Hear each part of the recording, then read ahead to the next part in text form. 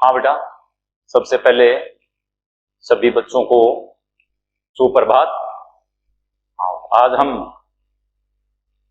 कक्षा 12 के अंदर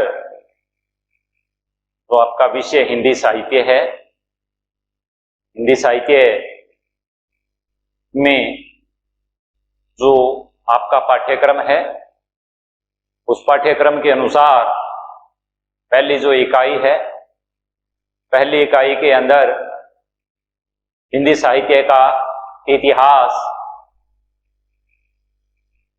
माध्यमिक शिक्षा बोर्ड राजस्थान द्वारा निर्धारित किया गया है।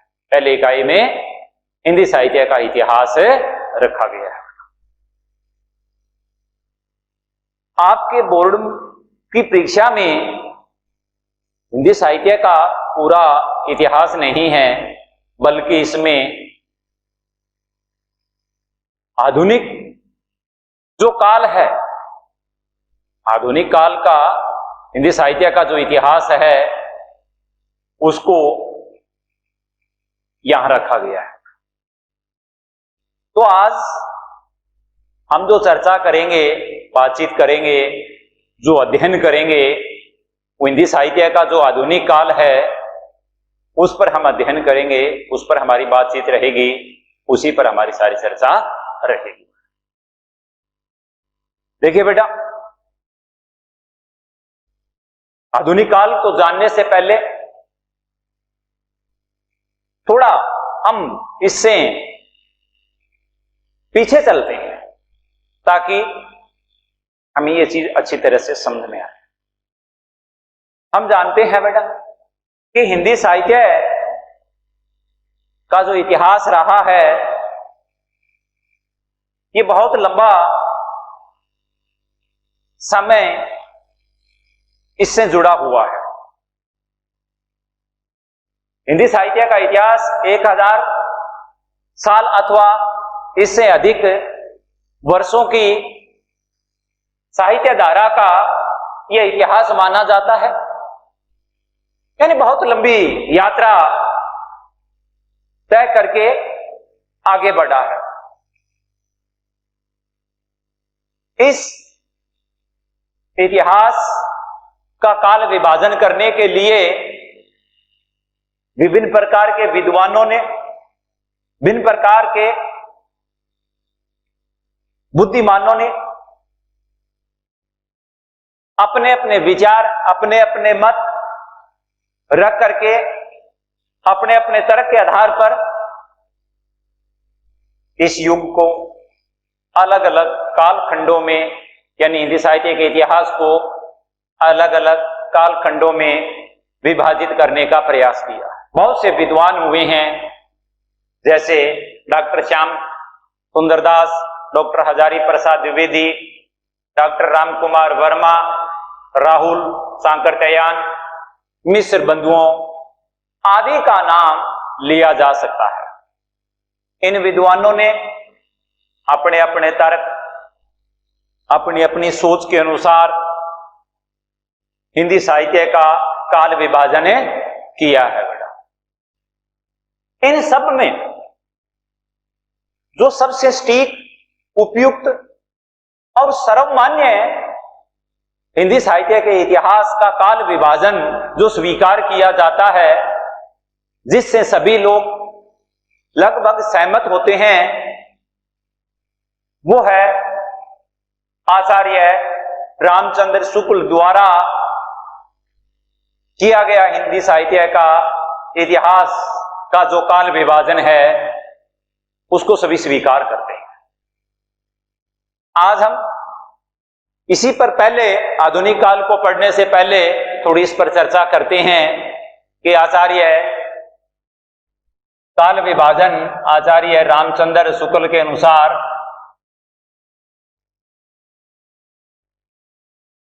आचार्य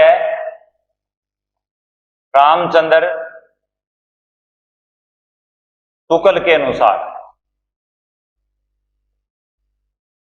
इन्होंने हिंदी साहित्य के इतिहास को 4 कालों में, 4 भागों में बांटा है, अर्थात इसका विभाजन किया है। इनके अनुसार पहला काल का जो नामकरण हुआ है या इन्होंने पहला जो नाम दिया है वो है आदिकाल।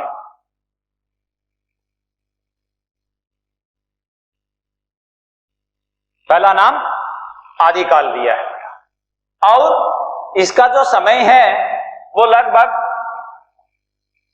1000 से 1385 तक का माना है। इन्होंने जो समय निर्धारित किया है आदिकाल का वो लगभग 1000 से 1385 तक का निर्धारित किया है। ये जो समय रहा है इसको इन्होंने आदिकाल, प्राचीन काल का नाम दिया है हिंदी साहित्य के। दूसरा जो नाम दिया है वो है भक्ति काल, जिसको मध्यकाल के नाम से भी जाना जाता है और इसका जो समय है वो 1385 से 1650 तक इन्होंने माना है। भक्ति काल का नाम समय जो है वो 1385 से 1650 तक निर्धारित किया है। इसके बाद में 3 नंबर हिंदी साहित्य के इतिहास में आगे जो नामकरण इन्होंने किया है, काल को जो बांटा है, उसका जो समय रखा है उसको 1650 से 1850 तक। 1650 से 1850 का जो समय रहा है, इस अवधि में जो साहित्य रचना हुई है उसको रीतिकाल के नाम से जाना जाता है आचार्य रामचंद्र शुक्ल के अनुसार। और चौथा आधुनिक काल। इसका समय रहा है 1850 से अब तक। तो इस प्रकार से सर्वमान्य तर्क के आधार पर आचार्य रामचंद्र शुक्ल ने हिंदी साहित्य के इतिहास को 4 खंडों में, 4 टुकड़ों में विभाजित किया है। पहला जो नाम दिया है वो है आदिकाल, जिसका समय 1000 से 1385 रखा है। इसके बाद में दूसरा नाम भक्ति काल, जिसका समय 1385 से 1650। इसके बाद में तीसरा है रीतिकाल, जिसमें 1650 से 1850 तक का समय रखा है। और फिर आधुनिक काल, जिसको 1850 से अब तक। तो इसका तात्पर्य यह हुआ कि आधुनिक काल की जो शुरुआत है, यानी आधुनिक काल का जो हिंदी साहित्य का जो प्रचलन हुआ है, उसकी शुरुआत 1850 के लगभग मानी गई है। तो ये था आचार्य रामचंद्र शुक्ल के अनुसार हिंदी साहित्य के इतिहास का काल विभाजन। अब हम पढ़ते हैं बेटा हमारे जो पाठ्यक्रम में आधुनिक काल है, हिंदी साहित्य का जो आधुनिक काल है, उस आधुनिक काल पर चर्चा करते हैं। आधुनिक काल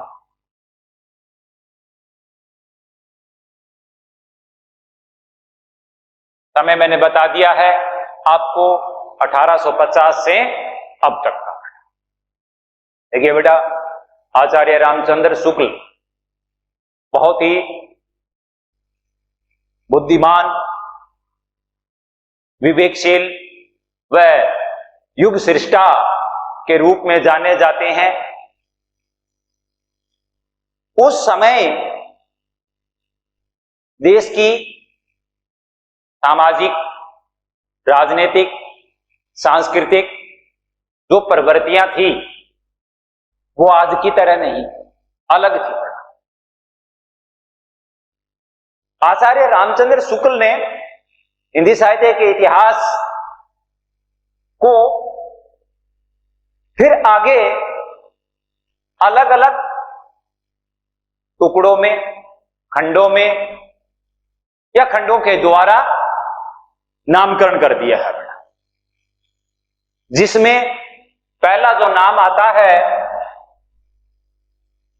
हिंदी साहित्य के इतिहास में आधुनिक काल में जो पहला नाम आता है वो है भारतेंदु युग। इसका जो समय है 1850 से लगभग 1900 ईस्वी तक का माना है। इसका समय जो माना है वो 1850 से 1900 ईस्वी तक का माना है। देखिए बेटा, ये वो समय था जब देश की सामाजिक, राजनीतिक व सांस्कृतिक प्रवृत्तियां बदल रही थी। इस युग में रचनाकारों ने अपने बलबूते पर, अपने विवेक से समाज में सुधार करने का प्रयास किया। भारतेंदु युग में, इस युग में अपने आगे इसी का जो काव्यात्मक पक्ष है उसका अध्ययन करने जा रही हैं। तो इस युग के प्रमुख जो रचनाकार है वो भारतेंदु हरिश्चंद्र ही है, और उन्हीं के नाम पर इस युग का नामकरण हुआ है। यह युग, यह समय देश में एक तरह नई चेतना, नई जागृति लाने जा रहा था।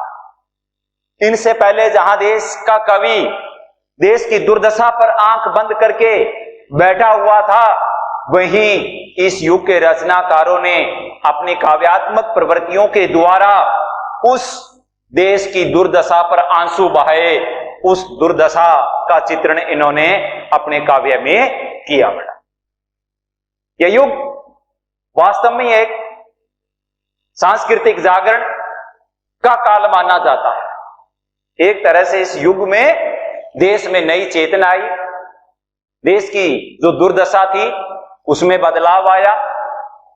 भारतेंदु हरिश्चंद्र का इस युग में सबसे ज्यादा योगदान रहा है, क्योंकि इन्होंने बाल्य अवस्था में ही अपनी साहित्यिक प्रतिभा का जो लोहा था वो मनवा दिया था। यानी बचपन से ही कहते हैं बेटा, पूत के पांव होते हैं वो पालने में ही पहचान लिए जाते हैं। यानी प्रतिभा का जो आंकलन है, मूल्यांकन है, वो पहले ही हो जाता है। व्यक्ति जिसमें प्रतिभा होती है, छोटी अवस्था में उस प्रतिभा, उसकी जो प्रतिभा होती है वो दृष्टिगोचर होती है। तो भारतेंदु हरिश्चंद्र ने बाल्य अवस्था में ही साहित्य के क्षेत्र में अपनी प्रतिभा का लोहा मनवाया। भारतेंदु हरिश्चंद्र को, यानी भारतेंदु की उपाधि से इनको सम्मानित किया गया। कवि वचन सुधा, हरिश्चंद्र चंद्रिका, शतक, श्रृंगार विलास इनकी पत्रिका है जिन्होंने इन्होंने संपादन किया। इनके जो काव्य कृतियों की संख्या है वो लगभग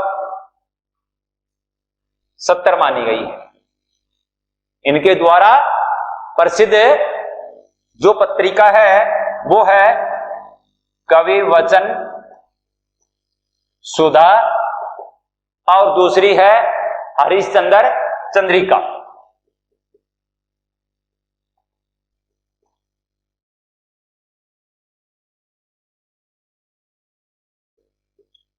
इन पत्रिकाओं का संपादन करके तात्पर्य इनमें उस युग के रचनाकारों की जो रचनाएं थी उनको प्रकाशित करके और समाज में जागरण लाने का, चेतना लाने का, जागृति लाने का प्रयास किया। और इनकी काव्य कृतियों की जो संख्या है वो लगभग 70 मानी गई है। तो ये भारतेंदु युग का काव्यात्मक पक्ष चल रहा है, जिसमें पहला जो भारतेंदु युग चल रहा है इसमें पहले इन्हीं रचनाकार का नाम लिया जाता है।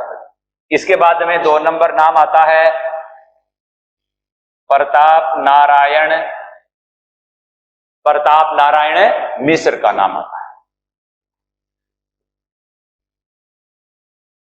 इस युग के जो दूसरे महत्वपूर्ण रचनाकार हुए हैं वो है प्रताप नारायण मिश्र। इनकी विशेषता कि इन्होंने गद्य और पद्य दोनों ही क्षेत्रों के अंदर अपनी प्रतिभा दिखाई, यानी रचनाएं प्रस्तुत की। जैसे मन की लहर,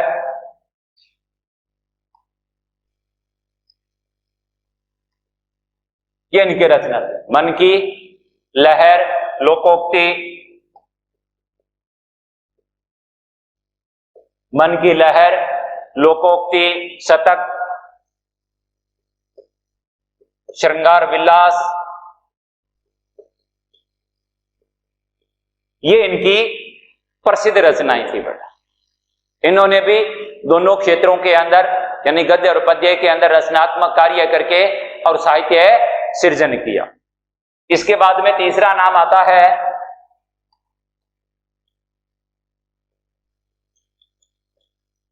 बद्री नारायण, उपनाम इनका प्रेमगन, बद्री नारायण प्रेमगन। इन्होंने विशेष करके भारतीय हिंदू युग के अंदर गद्यात्मक क्षेत्र में अपना योगदान दिया। इन्होंने कविता के अलावा नाटक है, निबंध है, इनकी विशेष करके इन्होंने रचना किया। इनकी रचनाओं में जीर्ण जनपद जो इनकी प्रमुख रचना है, जीर्ण जनपद, अरुण, अरुणोदय,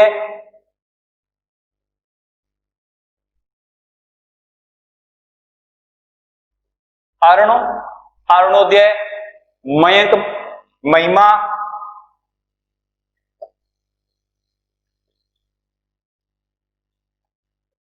और वर्षा बिंदु,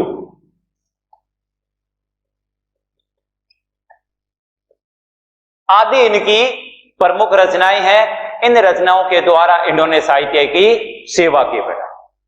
फिर इसके बाद में चौथा नाम आता है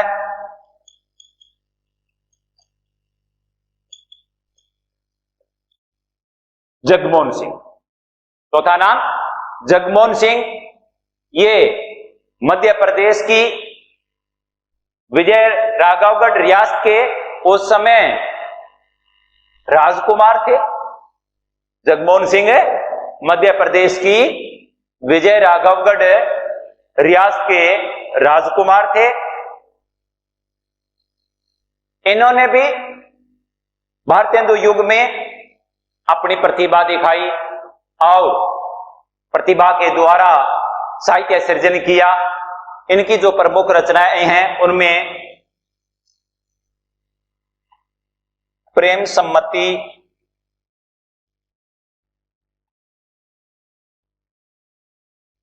लता,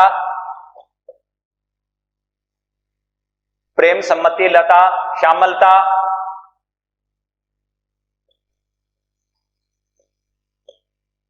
प्रेम सम्मति, लता, श्यामलता, और श्यामलता के बाद में जो अगला नाम आता है श्यामा सरोजनी।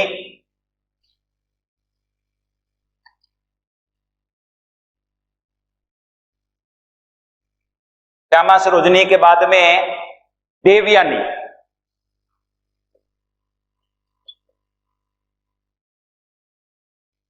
आदि इनकी प्रमुख रचनाएं हैं।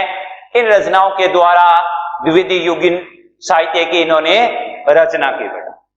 इसके बाद में अगला जो नाम आता है जगमोहन सिंह के बाद में वो नाम है अंबिका दत्त, अंबिका दत्त व्यास।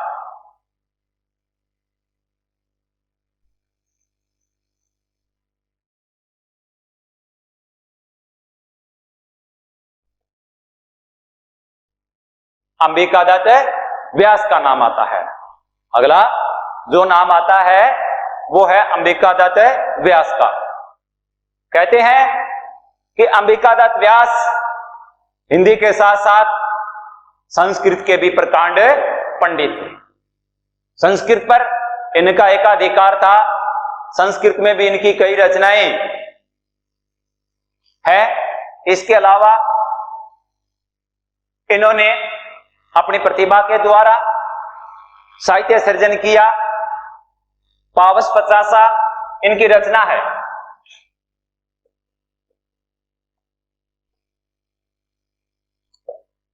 पावस पचासा ये इनकी प्रमुख रचना है। इसके बाद में सुकवि सतसई,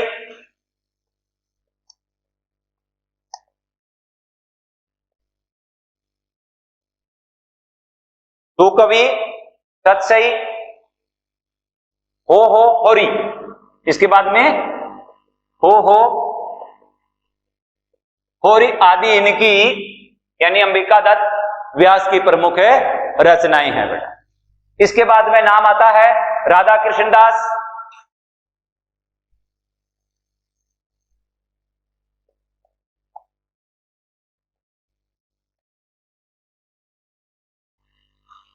द्विवेदी युग का जो काव्यात्मक पक्ष है, जिसके प्रमुख जो रचनाकार है और उनकी जो रचनाएं हैं, उसमें राधा कृष्ण दास का नाम आता है।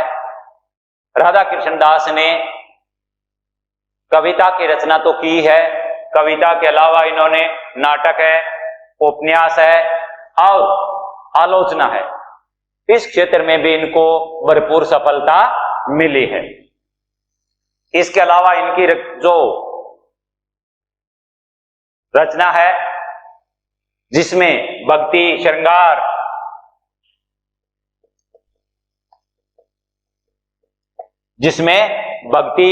श्रृंगार, सामाजिक व राजनीतिक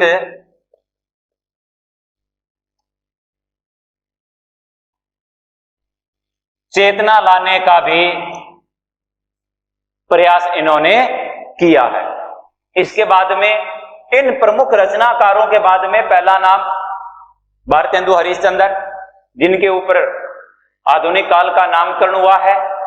और भारतेंदु हरिश्चंद्र इस युग के प्रमुख रचनाकार है। इसके बाद में प्रताप नारायण मिश्र का नाम आता है। फिर बद्री नारायण प्रेमघन का नाम आता है। फिर इसके बाद में जगमोहन सिंह, फिर अंबिका दत्त, व्यास और राधा कृष्ण दास, ये इस युग के भारतेंदु युग के प्रमुख रचनाकारों में से हैं। इसके अलावा भी अन्य कवि इस युग में हुए हैं। अन्य कवि जो हुए हैं उनमें नवनीत चतुर्वेदी,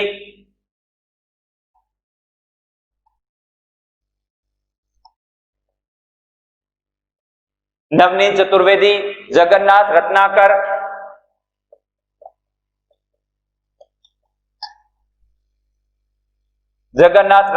गोविंद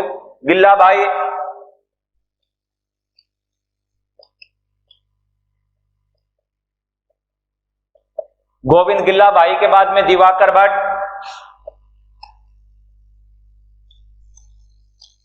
और दिवाकर भट्ट के बाद में रामकृष्ण बलवीर,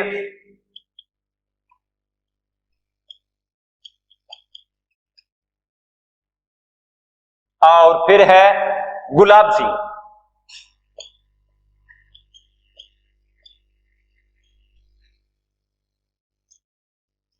आदि इस युग के प्रमुख रचनाकार माने जाते हैं। तो ये था हमारा जो हिंदी साहित्य का आधुनिक काल है। उस आधुनिक काल को आगे आचार्य रामचंद्र शुक्ल ने जो विभाजित किया है, अलग अलग कालखंडों के अंदर जो बांटा है, उसमें पहला जो युग है वो है भारतेंदु युग। इस भारतेंदु युग का अब तक हमने जो अध्ययन किया है, चर्चा की है, वो उसका काव्यात्मक पक्ष है। अब हम इस काव्यात्मक पक्ष के आगे इसका गद्यात्मक पक्ष पढ़ेंगे बेटा। काव्यात्मक पक्ष के बाद में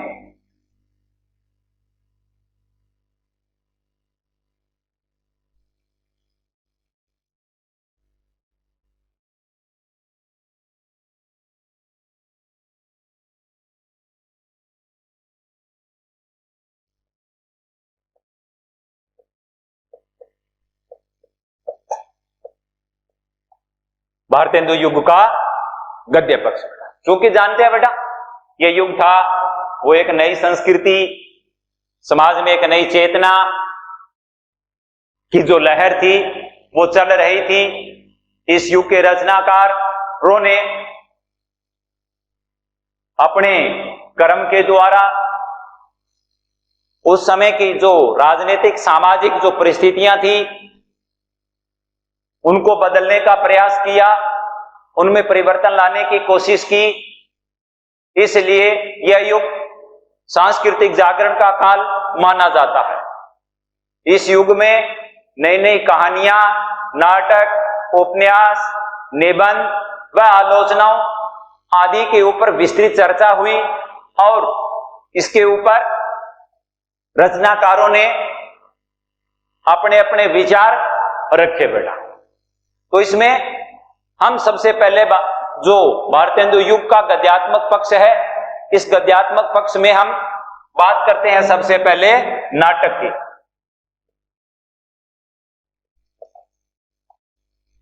इसमें सबसे पहले चर्चा करेंगे नाटक की। देखिए बेटा, इस युग में जो नाटक लिखे गए उन नाटकों का जो विषय रहा है वो किस प्रकार का रहा है, बहुत बड़ी विशेषता इस युग के नाटकों की। अधिकतर इस युग के जो नाटक थे वो मौलिक नाटक थे बेटा, यथार्थवाद से जुड़े हुए थे। कौन से नाटक? मौलिक नाटक, जो यथार्थवाद से जुड़े हुए। इसके अतिरिक्त पौराणिक, ऐतिहासिक, रोमानी और उस युग की जो समकालीन समस्याएं चल रही थी, यानी समसामयिक समस्याओं पर भी उस युग के अंदर नाटकों की रचना हुई। फिर सुनिए एक बार कि इस युग में विशेष करके, यानी नाटकों की यदि हम बात करें तो जो मौलिक नाटक थे उन मौलिक नाटकों पर बल दिया गया। अधिकतर नाटकों के द्वारा जो साहित्य सर्जन हुआ वो मौलिक था। मौलिकता के अलावा पौराणिक, ऐतिहासिक, रोमानी व उस युग की समसामयिक जो समस्याएं थी उनको लेकर के भी उस युग के अंदर नाटकों की रचना हुई थी। स्वयं भारतेंदु हरिश्चंद्र ने जिन नाटकों की रचना की है उन नाटकों में नाम आता है रत्नावली, पहला नाम रत्नावली, विद्या सुंदर। कौन सा नाम आता है? रत्नावली, विद्या सुंदर, पाखंड विडंबन। पाखंड विडंबन, पाखंड विडंबन के अलावा जो आगे इनके जो नाटक थे उनमें धनंजय विजय,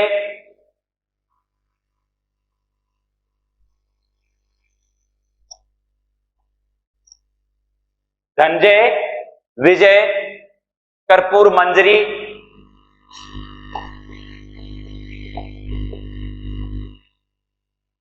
कर्पूर मंजरी के बाद में भारत जननी,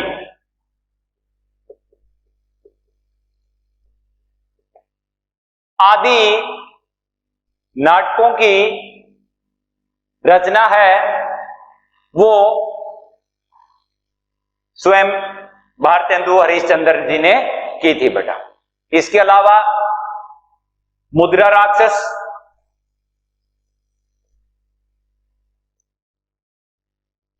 मुद्रा राक्षस के बाद में दुर्लभ बंधु,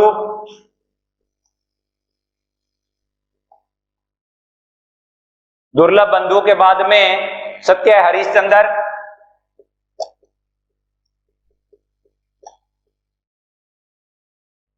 जैसे नाटकों की रचना करके नाटकों के क्षेत्र में भारतेंदु हरिश्चंद्र ने अपना लोहा मनवाया था।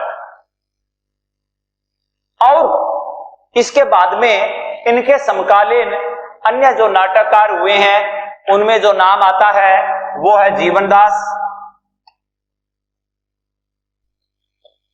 जीवनदास के बाद में राधाचरण गोस्वामी,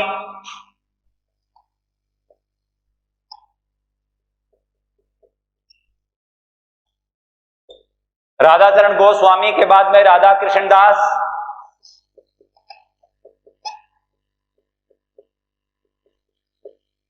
और राधा कृष्ण दास के बाद में बालकृष्ण भट्ट,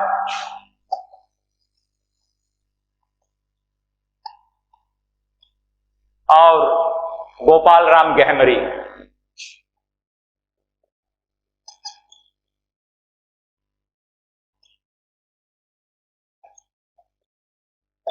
आदि जो रचनाकार थे वो इनके समकालीन नाटककार थे बेटा।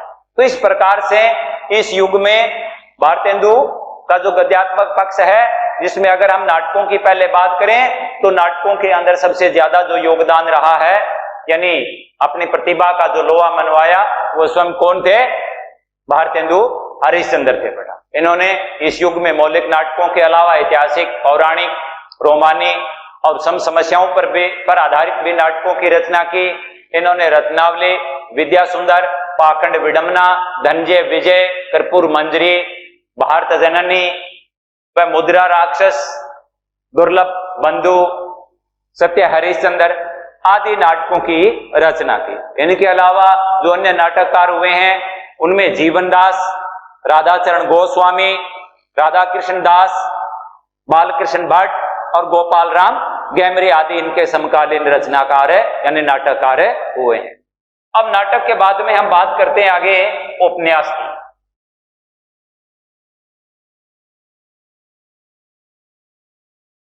उपन्यास के क्षेत्र में किस प्रकार के उपन्यासों की रचना हुई थी बेटा? इस युग में हम कह सकते हैं कि सामाजिक, ऐतिहासिक, तिलिस्मी, अयारी, जासूसी व रोमानी विषयों पर सबसे अधिक उपन्यासों की रचना हुई है।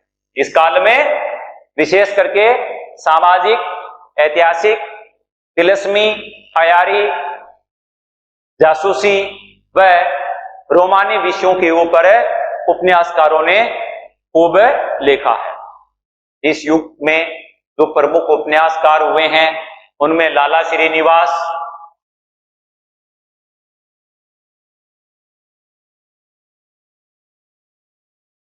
लाला श्रीनिवास, किशोरीलाल गोस्वामी,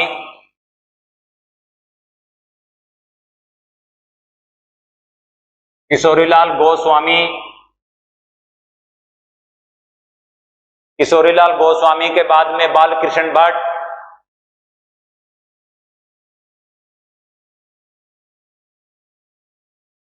बालकृष्ण भट्ट के बाद में ठाकुर जगमोहन सिंह,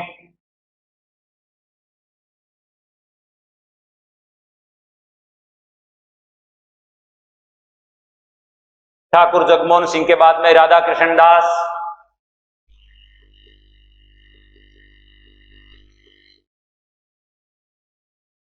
ठाकुर राधा कृष्ण दास के बाद में लज्जाराम शर्मा,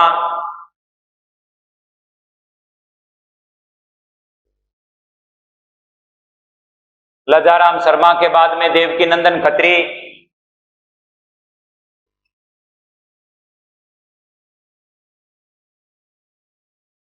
और देवकीनंदन खत्री के बाद में गोपाल राम गहमरी।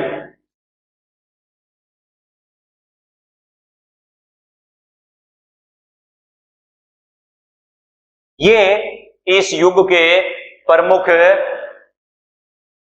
उपन्यासकार हुए हैं जिन्होंने भारतेंदु काल में अपने स्तर पर सामाजिक, ऐतिहासिक, तिलिस्मी, अयारी, जासूसी, रोमानी आदि विषयों पर नाटकों की रचना करके और साहित्य जगत की सेवा की है।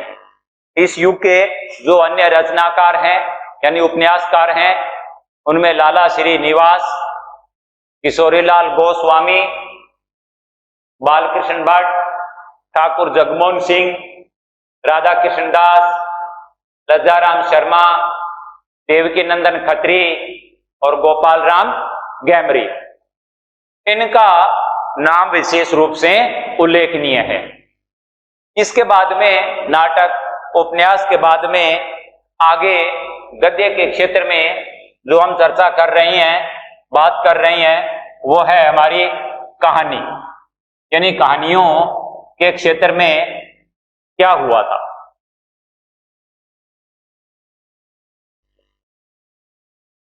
देखिए बेटा,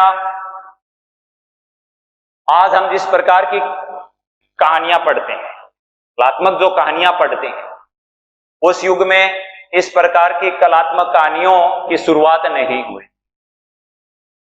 क्योंकि हमेशा कोई भी रचना होती है किसी भी प्रकार की, चाहे वो काव्य से जुड़ी हुई है और चाहे वो गद्य से जुड़ी हुई है। गद्य में चाहे नाटक है, उपन्यास है, जीवनी है, यात्रा वृत्तांत है, रिपोर्टाज है, कैसे भी गद्य की रचना हो, निबंध है, उसके ऊपर युग की परिस्थितियों का प्रभाव है, वो परिलक्षित होता है। जैसे जैसे समय आगे बढ़ता है बदलाव आता है, परिवर्तन है, वो प्रकृति का एक अटल विधान है। बदलाव अवश्य आता है, जैसे जैसे परिवर्तन आता है उसके अनुसार उस परिवर्तन का जो प्रभाव होता है वो समाज के सभी पक्षों पर पड़ता है, साहित्यिक जगत पर भी पड़ता है। आज हम जिस प्रकार की जिन वर्ण्य विषयों से युक्त कहानियां पढ़ रही हैं, जो हमारे मानस पटल पर चल रही हैं, कि उस युग में भी इसी तरह की कहानियां रही होंगी? नहीं। कह सकते हैं बेटा कि उस काल के अंदर भारतेंदु हरिश्चंद्र के काल में कलात्मक कहानियां नहीं लिखी जाती थी, ऐसी कहानियां आरंभ नहीं हुई थी। उस समय जो कहानियां लिखी जाती थी वो लोक प्रचलित इतिहास, पुराण, शिक्षा, नीति, उस युग के अंदर जो कहानियां लिखी जाती थी वो जैसे उस समय लोक प्रचलित इस प्रकार की कहानियों का उस समय प्रचलन था। इसके अलावा इतिहास यानी ऐतिहासिक या पुराणों से संबंधित शिक्षा, पर्द या फिर नीति से युक्त आदि विषयों के ऊपर, या फिर हास्य प्रधान इन विषयों पर अधिकतर उस युग के अंदर कहानियां लिखी जाती थी। इसके बाद में हम बात करेंगे कहानी के बाद में निबंध की। देखिए बेटा, भारतेंदु काल का जो गद्यात्मक पक्ष चल रहा है, इस गद्यात्मक पक्ष में सबसे अधिक व ठोस जो सफलता मिली है वो निबंधों को मिली है। यानी एक तरह से इस युग के निबंधों में हमें मौलिकता दिखाई देती है। अधिक सफलता निबंध लेखन पर मिली है। उस समय जिन विषयों के ऊपर ठोस, सशक्त, प्रभावशाली जो निबंध लिखे जाते थे, उनमें उनके जो विषय थे वो राजनीति, समाज सुधार, राजनीति, समाज सुधार, धर्म, अध्यात्म,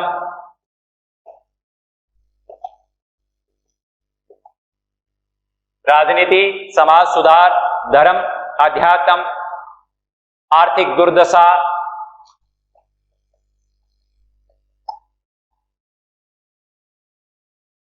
इसके अलावा अतीत का गौरव, अतीत का गौरव व महापुरुषों की जीवनियां।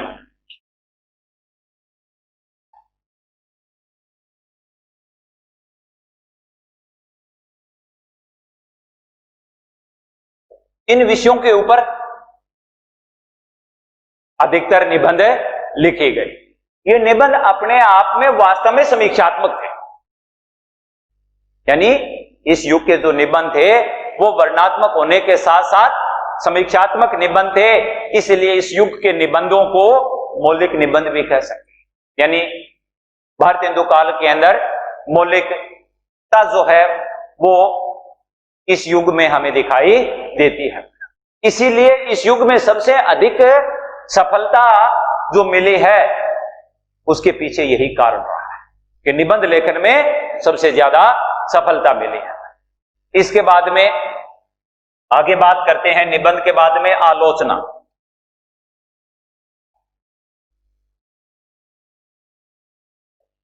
भारतेंदु काल का जो गद्यात्मक पक्ष है उसमें आगे चर्चा करते हैं हमें आलोचना। इस युग में आलोचना का जो विकास था वो किस प्रकार हुआ? इस युग में आलोचना के विकास का जो माध्यम रहा है वो है पत्र और पत्रिकाएं।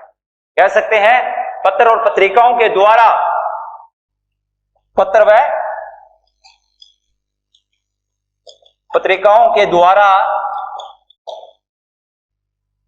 आलोचना का विकास हुआ है। यानी समाज के सामने आलोचनात्मक साहित्य जो पढ़ने को मिला वो किसकी देन थी? उस युग के पत्र और पत्रिकाओं की देन थी। उस युग के अंदर हिंदी प्रदीप एक ऐसा पत्र था, हिंदी प्रदीप एक ऐसा पत्र था उस युग का जो उस युग की गहरी आलोचनाओं का प्रकाशन करता था, जो उस युग की गहरी आलोचना का प्रकाशन किया करता था। यह हिंदी प्रदीप पत्र का यहां बहुमूल्य योगदान है, आलोचना के क्षेत्र में माना जाता है। जो इस युग के अन्य आलोचना करने वाले यानी जो रचनाकार हुए हैं उनमें नाम सबसे पहले आता है बद्री नारायण चौधरी,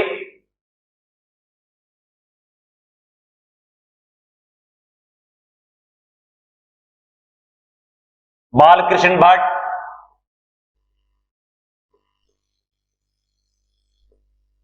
बद्रीनारायण चौधरी, बालकृष्ण भट्ट, बाल मुकुंद गुप्त,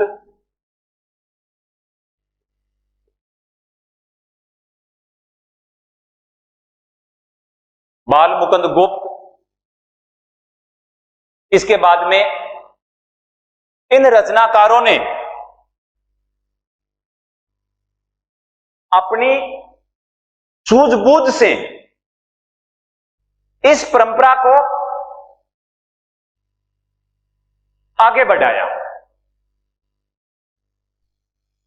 मतलब आलोचना के क्षेत्र में जो कार्य हुआ है भारतेंदु युग में वो पत्र पत्रिकाओं के द्वारा हुआ है। हिंदी प्रदीप एक ऐसा पत्र था जिसने इस युग के अंदर गहरी आलोचनाओं को प्रकाशित किया। प्रमुख जो आलोचना करने वाले रचनाकार हुए हैं उनमें बद्रीनारायण चौधरी, बालकृष्ण भट्ट, बाल मुकुंद गुप्त ने इस परंपरा को आगे बढ़ाया। बालकृष्ण भट्ट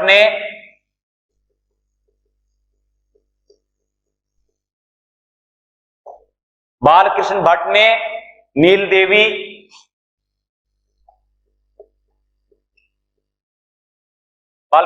नील देवी, परीक्षा गुरु,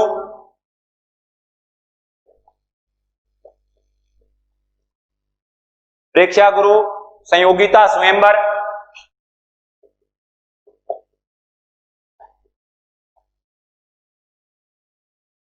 संयोगिता स्वयंवर के बाद में एकांतवासी योगी,